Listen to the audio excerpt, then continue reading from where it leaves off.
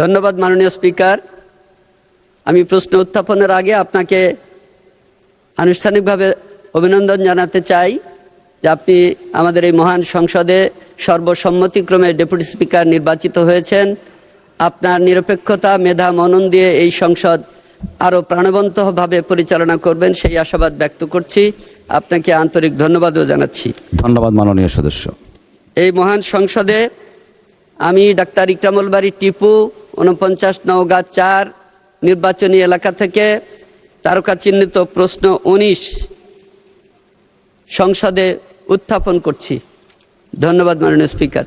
মাননীয় সদস্য, আপনাকে ধন্যবাদ। তারকা চিহ্নিত প্রশ্ন ১৯ সংসদে উত্থাপিত হলো। মাননীয় মন্ত্রী। মাননীয় স্পিকার, আপনাকে ধন্যবাদ এবং আপনাকে অভিনন্দন জানাচ্ছি এবং প্রথমেই মহান আল্লাহ তাআলার কাছে শুকরিয়া আদায় করছি যে যিনি আমাকে এই মহান সংসদে কথা বলার সুযোগ করে দিয়েছেন। এবং মাননীয় সংসদ সদস্য, আপনাকেও ধন্যবাদ। আপনি যেই প্রশ্নটি তারকা চিহ্নিত ১৯ উত্থাপন করেছেন, আমি সেটির উত্তর দিচ্ছি আপনাকে। মান্দা উপজেলায় যুব মহিলাদের বিভিন্নভাবে কর্মমুখী করার লক্ষ্যে তাদেরকে প্রশিক্ষণ দিতে উপজেলা ভিত্তিক বিশেষ বৃত্তিমূলক প্রশিক্ষণ কেন্দ্র প্রতিষ্ঠা করার কোনো পরিকল্পনা সরকারের আপাতত নেই। তবে মাননীয় স্পিকার, বিশেষভাবে উল্লেখ্য যে বর্তমানে যুব উন্নয়ন অধিদপ্তরের মাধ্যমে যুব নারীদের আত্মনির্ভরশীল ও কর্মক্ষম করে গড়ে তোলার লক্ষ্যে দেশব্যাপী ১৮ থেকে ৩৫ বছর বয়সের বেকার যুবদের দক্ষতা বৃদ্ধিমূলক বিভিন্ন ট্রেডে স্থানীয় চাহিদার ভিত্তিতে প্রশিক্ষণ প্রদান করা হচ্ছে। এর অংশ হিসেবে মান্দা উপজেলাতেও প্রশিক্ষণ কার্যক্রম চালু রয়েছে। ভবিষ্যতে উপজেলা ভিত্তিক বিশেষ বৃত্তিমূলক প্রশিক্ষণ কেন্দ্র প্রতিষ্ঠা করার উদ্যোগ গ্রহণ করা হলে মান্দা উপজেলাকে অন্তর্ভুক্ত করা হবে। ধন্যবাদ মাননীয় স্পিকার। ধন্যবাদ মাননীয় প্রতিমন্ত্রী আপনাকে। মাননীয় সংসদ সদস্য জনাব ইকরামুল বারী টিপু একটি সম্পূরক প্রশ্ন করতে পারেন দয়া করে। ধন্যবাদ মাননীয় স্পিকার। আমার মান্দা উপজেলা নওগাঁ জেলার মধ্যে একটি বৃহত্তম উপজেলা। এই উপজেলায় প্রায় ৬ লক্ষ লোক বসবাস করে, যার মধ্যে ১৮ থেকে ৩৫ বছর বয়সী যুব এবং যুব মহিলাদের সংখ্যা ১,২৫,১২৫ জন। এটা ২০২২ সালের আদমশুমারি থেকে প্রাপ্ত তথ্য মতে মাননীয় স্পিকার।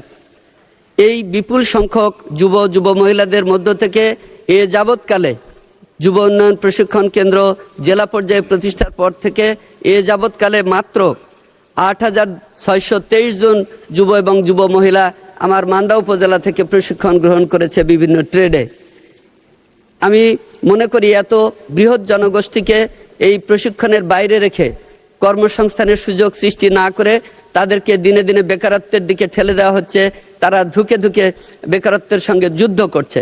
সুতরাং জেলা পর্যায়ে মাত্র একটি প্রশিক্ষণ কেন্দ্র থাকলে সারা উপজেলাগুলো থেকে এসে ওই জেলায় প্রশিক্ষণের জন্য মাত্র ২ জন, ৩ জন, ৪ জন ভর্তি হওয়ার সুযোগ পায়।